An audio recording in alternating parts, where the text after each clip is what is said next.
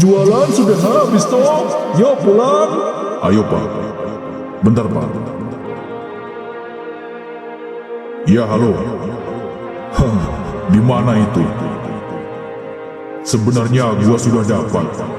Ya gampanglah, nanti gua tengok dulu. Oke siap. Oh sini Pak, ranjangnya saya yang bawa.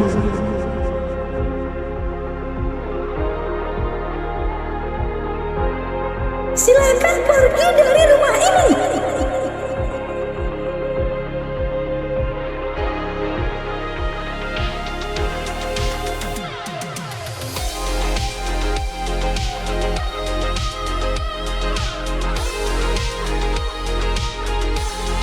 Bagaimana kalau ancaman terbesar Tato ternyata bukan berasal dari masa lalunya sebagai mantan anak buah Alex, melainkan dari rasa iri orang-orang yang hidup di sekitarnya? Dan bagaimana kalau di saat Tato mulai membangun kehidupan baru, justru muncul seseorang yang diam-diam ingin menghancurkan semuanya? Menurutku, semua tanda itu sudah mulai terlihat jelas di part 10.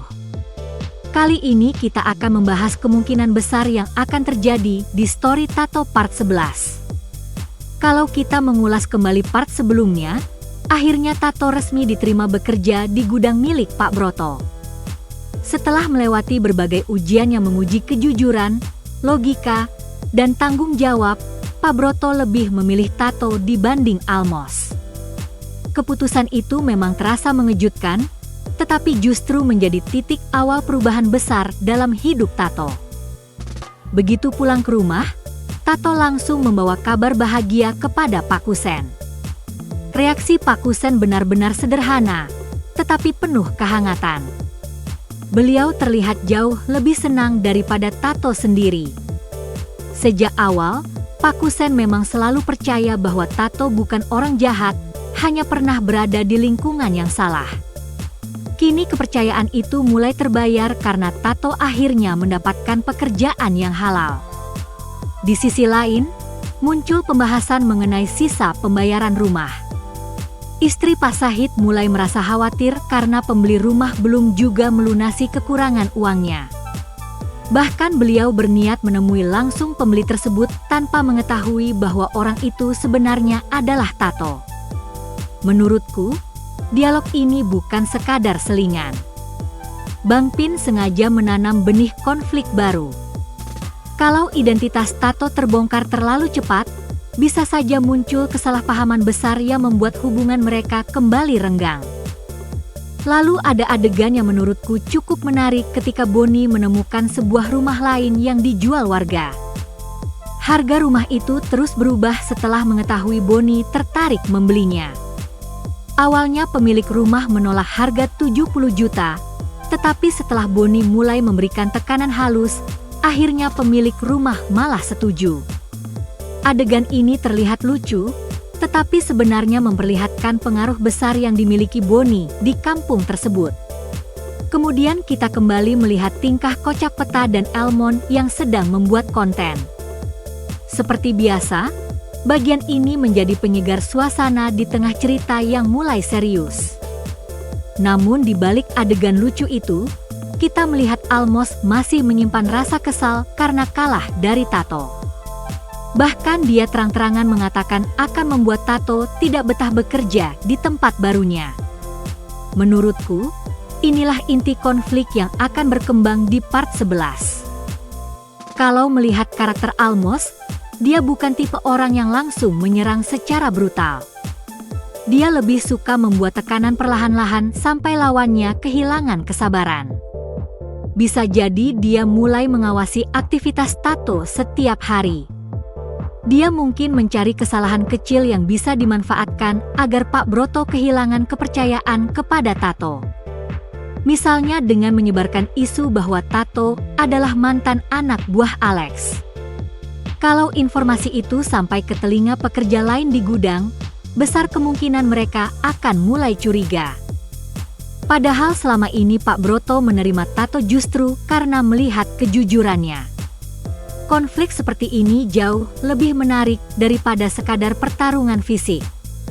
Karena yang dipertaruhkan bukan lagi kekuatan, tetapi kepercayaan. Selain itu, Adegan terakhir juga sangat mencurigakan. Saat Pakusen dan Tato selesai berjualan di pasar, tiba-tiba Tato menerima sebuah telepon. Kita tidak pernah diperlihatkan secara jelas siapa yang menelepon.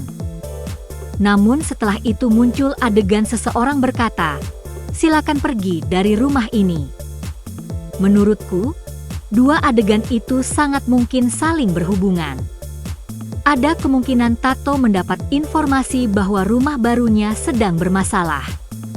Atau bahkan ada orang yang sengaja mendatangi rumah tersebut saat Tato sedang tidak berada di sana. Kalau benar begitu, konflik rumah yang baru dibeli Tato bisa dimulai lebih cepat daripada yang kita bayangkan. Aku juga memiliki teori lain. Selama ini rumah yang dibeli Tato adalah bekas rumah yang pernah ditempati Wena. Rumah itu memiliki sejarah yang cukup panjang. Banyak orang mengetahui keterkaitannya dengan konflik Alex. Bisa saja masih ada orang yang belum menerima kenyataan bahwa rumah itu kini menjadi milik Tato. Kalau seseorang datang mengusir penghuni rumah tersebut, mungkin bukan karena rumahnya, melainkan karena mereka tidak ingin Tato tinggal di sana. Di sisi lain, aku merasa Pakusen akan mulai memainkan peran yang jauh lebih penting. Selama ini beliau hanya menjadi sosok ayah angkat yang penuh kasih sayang. Namun ketika melihat anak angkatnya mulai menghadapi masalah baru, bukan tidak mungkin Pakusen akan berdiri paling depan membela Tato. Dan justru disitulah hubungan ayah dan anak mereka semakin kuat. Ada satu hal lagi yang menurutku patut diperhatikan. Pak Broto sampai sekarang masih belum benar-benar memperlihatkan isi gudangnya. Pekerjaan Tato bahkan belum benar-benar dimulai. Artinya, dunia kerja yang sesungguhnya baru akan dimulai di part berikutnya.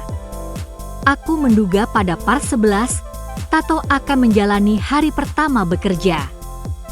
Pak Broto mungkin akan mengenalkan seluruh area gudang, sistem keamanan, aturan perusahaan, hingga beberapa rekan kerja lainnya. Disinilah kemungkinan besar Almos kembali muncul. Kalau Almos memang masih ingin membuktikan dirinya lebih layak daripada Tato, dia bisa saja sengaja mencari cara agar Tato melakukan kesalahan pada hari pertama bekerja. Misalnya memberikan informasi yang salah, memancing emosi, atau bahkan membuat keributan di sekitar gudang. Kalau Tato terpancing, semua perjuangannya selama ini bisa runtuh dalam sekejap. Namun aku justru yakin Tato tidak akan mengulang kesalahan masa lalunya. Pengalaman bersama Pakusen sudah mulai mengubah cara berpikirnya. Sekarang setiap keputusan yang diambil bukan lagi demi dirinya sendiri, tetapi demi menjaga kepercayaan keluarga barunya. Menurutku, inilah pesan utama yang sedang dibangun oleh serial Story Tato. Perubahan seseorang tidak dibuktikan lewat ucapan. Perubahan dibuktikan lewat keputusan-keputusan kecil yang diambil setiap hari. Tato sudah memilih jalan yang benar. Tetapi jalan yang benar justru seringkali menghadirkan ujian yang lebih berat daripada saat hidup di dunia hitam. Kalau semua teori ini benar, maka part 11 akan menjadi awal konflik baru yang berbeda dari serial Satu Titik Menghitam.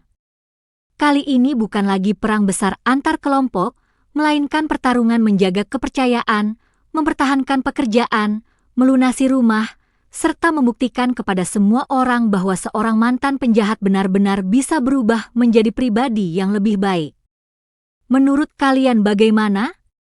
Apakah Almos akan menjadi musuh utama Tato di tempat kerja?